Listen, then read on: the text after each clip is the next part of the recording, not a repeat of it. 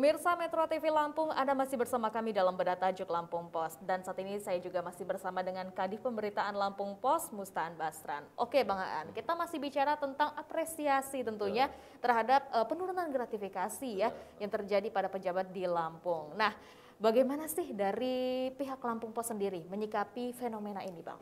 Sebenarnya ini sangat baik ya. Yeah. Tapi memang Lampung Pos sendiri namanya sebagai kita kontrol sosial ya. Artinya oke, ini bagus gitu, cuman kita juga masih mau melihat bagaimana sih KPK cara kerjanya, kemudian apa benar hanya segitu gitu ya. Karena dari kumpulan-kumpulan di beberapa daerah kabupaten kota mungkin, ataukah kabupaten kota ada yang tidak terpantau kan gitu ya. Karena memang ini kan menyangkut integritas. Betul. Gratifikasi itu integritas gitu ya. Nah, tapi memang integritasnya itu bisa mereka munculkan kembali jika memang ada ini laporan 1,4 ini benar-benar laporan dari pejabat penerimanya dan dia berinisiatif menyerahkan ke KPK. Sama seperti waktu Presiden Jokowi itu mendapatkan waktu itu ya, gitar ya. Dapat gitar itu dia menyatakan bahwa dia dapat gitar dari kelompok band Metallica ya. Kemudian dia diserahkannya ke KPK untuk dilelang menjadi barang negara atau pendapatan negara. Itu lebih berintegritas sebenarnya seperti itu. Tapi kan itu kita juga tidak serta-merta bahwa ini sebuah keberhasilan gitu ya. KPK itu KPK indikator keberhasilan itu pandangan orang banyak. KPK itu penindakan keberhasilan oke, tapi tidak semata penindakan. Pencegahan oke, cuman tidak bisa juga pencegahan kalau memang ada yang lolos artinya tercoreng juga gitu ya. Nah, sosialisasi seperti itu juga. Artinya indikator itu juga kita belum memiliki pakem yang tepat untuk menyatakan bahwa indeks korupsi kita turun nih, nah, gitu ya. Kita tinggal melihat memang dari survei-survei lembaga-lembaga sosial ya bahwa indeks kalau korupsi itu indeks korupsi Indonesia menurun gitu ya. Misalnya dari ranking 10 menjadi ranking 15 itu menurun. Itu baik, sangat baik sebenarnya gitu. Nah, tinggal ini memang tidak bisa hanya dari gratifikasi ini aja. Betul, tentunya masih banyak juga PR lainnya ya. Tetapi ini menjadi sebuah langkah baik juga tentunya. Langkah baik juga sebenarnya. Nah, tapi tadi seperti yang Bang Aan bilang, masih banyak juga yang tidak terpantau begitu ya. Nah, sebenarnya tantangan seperti apa sih Bang yang dihadapi mungkin dari KPK itu sendiri dalam kasus untuk menyelidiki adanya gratifikasi pada pejabat ini? Ya, artinya kan gini, KPK ini kan lembaga independen ya. Mereka berhadapan dengan para pejabat yang mempunyai kekuasaan, kewenangan dan uang tentunya gitu. Itu yang menjadi tantangan sebenarnya di kalangan penyidik gitu, penyelidik atau penyidik gitu.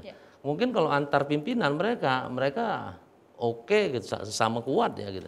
Cuman kalau anak buah sama seperti kita mungkin mereka bisa saja diusir oleh para pejabat itu karena tidak tahu, karena mereka juga misalnya juga undercover buy ya, menyamar gitu. Jangankan mereka, wartawan aja kadang-kadang pejabat diusir pejabat gitu loh. Gitu ya. Itu tantangannya juga ya, seperti itulah penyelidik investigator itu seperti itu gitu. Nah, tinggal memang apakah formula-formula yang lain yang selama ini dipegang oleh KPK bisa berjalan gitu ya, penyadapan atau segala macam itu.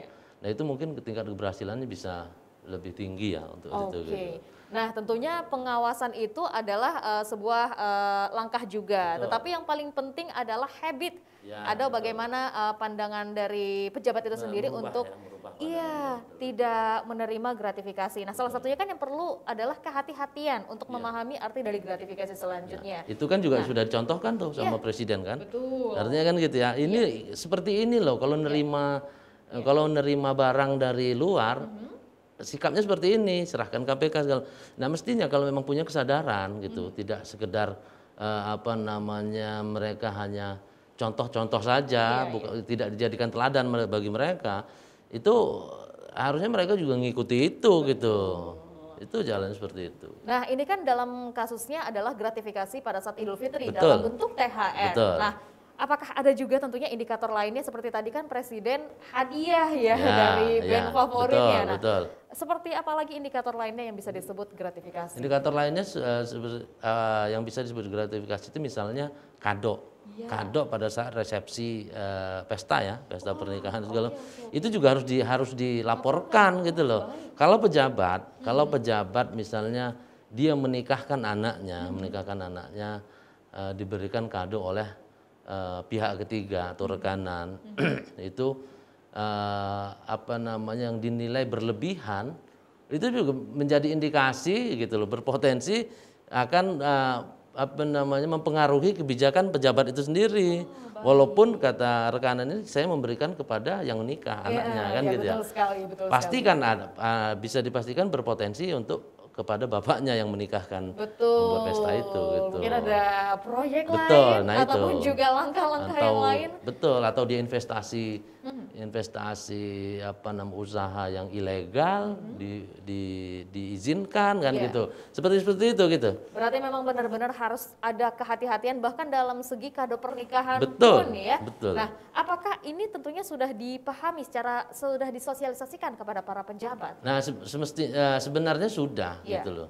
Tinggal memang karena fokus perhatian orang mungkin karena pandemi, karena apa ya? Tidak terfokus ke sana lagi. Mereka lebih fokus bagaimana pejabat itu sebuah pesta pejabat mempertahankan pandeminya dibanding kemungkinan ada gratifikasinya kan gitu ya. Fokusnya lebih ke pandemi. Tapi mudah-mudahan enggak sih, mudah-mudahan KPK akan semakin baik ya, berintegritas gitu ya. Tidak ada konflik internal di mereka gitu tentang pegawai itu tidak mempengaruhi kinerja mereka. Oke Bang Aan. Nah, salah satunya yang bisa juga melakukan fungsi pengawasan adalah masyarakat itu Nah, sendiri betul, ya kan? betul, masyarakat. Nah, bagaimana apabila masyarakat melihat adanya tindakan gratifikasi di depan matanya? Mestinya dilaporkan gitu loh, mestinya dilaporkan. Tapi apakah masyarakat punya kekuatan? Tim investigator KPK pun kita ragu apakah mereka berani mendobrak kan gitu ya. Apakah laporan mereka diterima kan ini. Masyarakat ini kan masih ragu apakah mereka diterima laporannya, apakah data privasi mereka terjaga oleh kan gitu ya. Kalau tidak terjaga bahaya nih. Iya. Sebelah rumah ini segala macam, waduh, dilempar mereka mungkin api aja udah kebakar yang sebelah kan gitu arti istilahnya, betul itu. Tetapi tentunya tetap dipertimbangkan ya Betul. suara dari masyarakat Mestinya dan juga harusnya dibangun rasa keberanian untuk kita sendiri agar Indonesia juga jauh dari korupsi. Terakhir Bang Aan, seperti apa solusi yang ditawarkan tentunya agar lembaga antirasuah itu KPK bisa untuk mengurangi adanya tindakan-tindakan yang menimbulkan benih korupsi? Iya, solusinya mestinya memang KPK semakin kuat ya berintegritas. Artinya sudah banyak contoh-contoh yang lalu gratifikasi itu seperti ini memang khusus untuk gratifikasi KPK lebih menekankan lagi ke masyarakat untuk sadar melaporkan kepada pejabat untuk sadar tidak menerima kan gitu ya. Nah, tapi satu lagi memang selain solusi itu harus ada resolusi bahwa pejabat atau KPK ke depan mereka mestinya mempunyai resolusi bahwa semakin sadar tugas dan jabatan mereka itu sangat bersinggungan tipis dengan praktik-praktik korupsi. Jadi mereka harus lebih berhati-hati lagi gitu ya. Nah, itu mungkin berhati-hatinya ingat keluarga, ingat ingat spiritualnya kepada pencipta gitu, kepada Allah, kemudian keluarganya yang jika mereka terkena imbasnya keluarganya juga, belum lagi itu hanya keluarga besarnya pun akan menyorot dia menjadi yang buruk. Gitu. Semuanya terdampak Betul, ya. gitu. Tentunya ini juga menjadi sebuah pelajaran untuk kita semua. Oke, terima kasih Bang Aan. Baik pemirsa Metro TV Lampung, demikian untuk Bedah Tajuk kali ini. Namun jangan kemana-mana, setelah ini kita juga akan mengupdate trending topik apa saja yang ada di multi platform Lampung Post Group lainnya. Tetaplah bersama kami.